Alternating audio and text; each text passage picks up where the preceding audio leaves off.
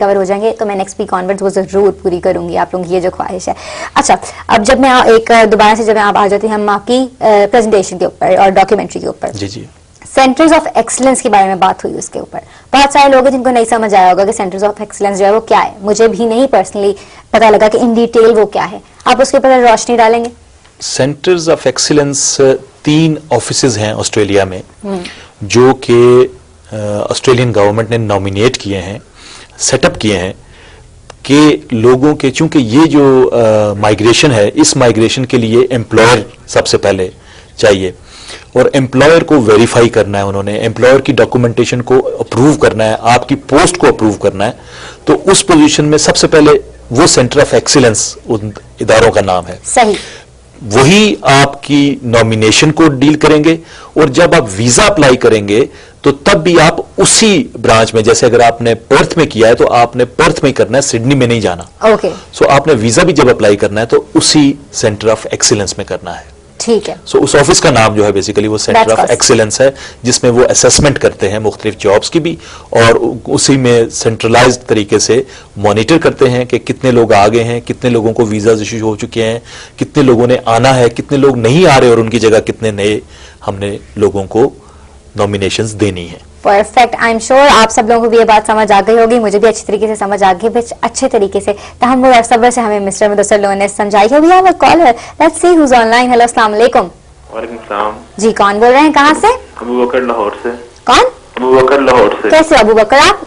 अल्लाह का शुक्र, आप सुनाए? ठीक है, अल्लाह का शुक्र, मैं भी बिल्कुल ठीक हूँ। ये बताएंगे कहाँ जाना चाहते हैं? ऑस्ट्रेलिया?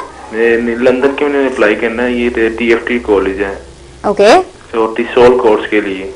सही, उसके लिए क्या रिक्वायर्ड है? आप दोबारा बताएंगे किस कोर्स के लिए? टिसोल। अच्छा, ठीक है, इंग्लिश का कोर्स है, TFT कॉलेज में। ठीक है, ठीक है। और आपने अप्लाई कर दिया है कि नहीं किया यूनिवर्सिटी में? नहीं, अभी अप्लाई करना है।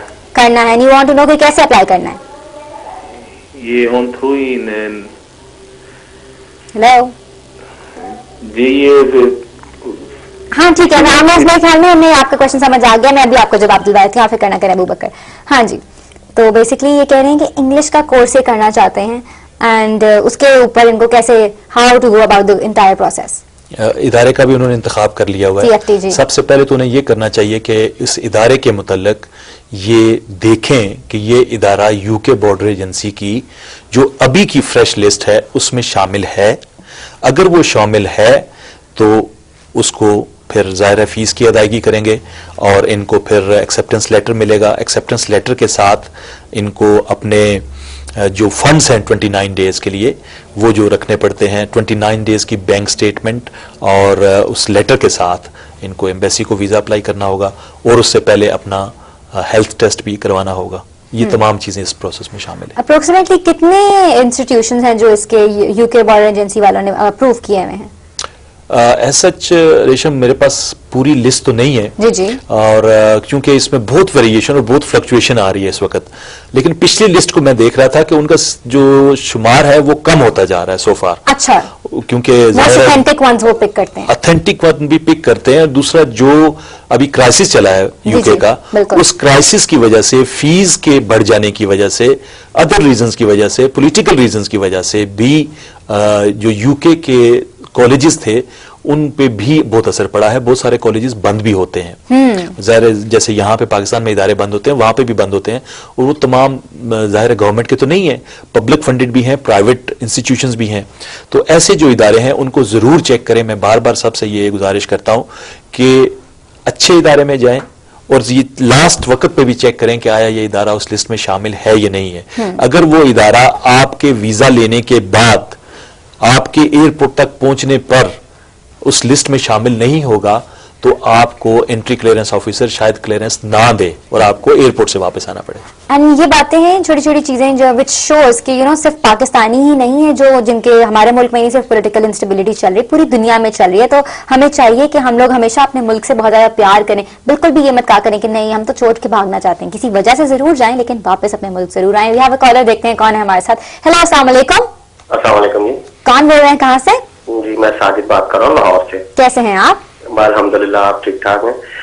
एक्चुअली मैं पूछना ये चाह रहा था मुदस्सिर साहब से कि ये लास्ट टाइम मेरे भाई गए थे सऊदी अरब, ठीक है, तो उन्होंने यहाँ से मेडिकल करवाया, क्लियर हो गया, चले गए। अब मैंने भी अपना करवाया है, मेरे दोस्त ने भी करवाया मेडिकल। बाइट से हमने एक वो नॉर्मल उसको बोलते हैं कच्चा मेडिकल, वो हमने बाइट से करवाया। जब वो यहाँ से बिल्कुल क्लियर हमारा एक नहीं 2 जगह से हमने करवाया, चेस्ट प्रॉब्लम भी कोई नहीं है, कोई छाती का एक्सरा भी क्लियर है, कोई हेपेटाइटिस सी नहीं है, कोई कुछ नहीं है।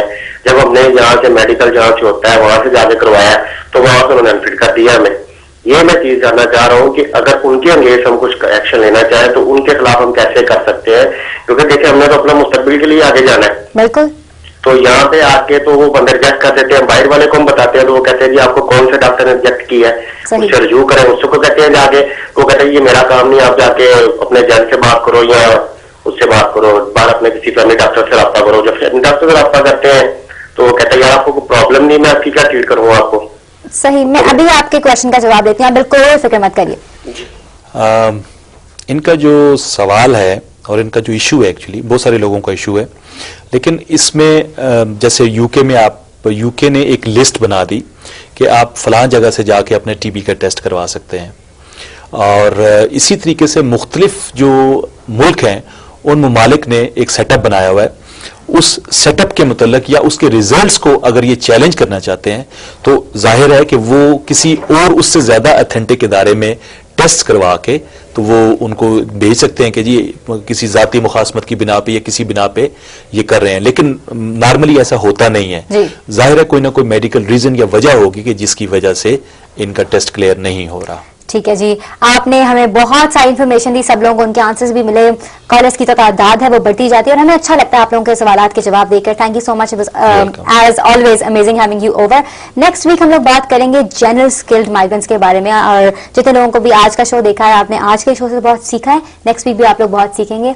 न्यू ईयर आने वाला है, नया साल 2011 आने वाला है, तो आई एम श्योर आप लोगों ने अपनी रेजोल्यूशन बनाना शुरू कर दी होंगी। मैं आप लोगों को यही कहूंगी, रेजोल्यूशन ऐसी बनाएं जो एक्सीलेंस से रिलेटेड हो, बिकॉज हमारा फोकस जो है वो यही है, एक्सीलेंस की तरह, तरक्की की तरफ जाना। सिर्फ अपने आप को ही नहीं लेके जाना, मुल्क को भी लेके जाना है। इलामा इकबाल ने क्या खूब कहा, मोहब्बत में जो उन जवानों से है सितारों पे जो डालते हैं कमर। बिल्कुल हम लोगों ने ऐसे ही नौजवान बनना है जो सितारों पे नजर रखते हैं और मुल्क को भी साथ लेके चलते हैं और सबको साथ लेके चलते हैं। और हमने यहाँ पे जितनी भी क्राइसिस हैं हम लोगों ने उनको खत्म करना है, एंड हमने ही कोई स्टेप लेना है। आप लोगों ने लिख भेजना है आपको हमारा प्रोग्राम कैसा लगता है visaguide@kohinoor.tv पे। इसके अलावा अपने प्रॉब्लम्स, अपने क्वेश्चंस भी लिख भेजिए। नेक्स्ट वीक ऑनवर्ड इंशाल्लाह हम लोग कोशिश पूरी करेंगे कि आपकी ईमेल्स अपने शो में शामिल करें। Till the next week, your host Resham says bye, take care, खुदा हाफिज।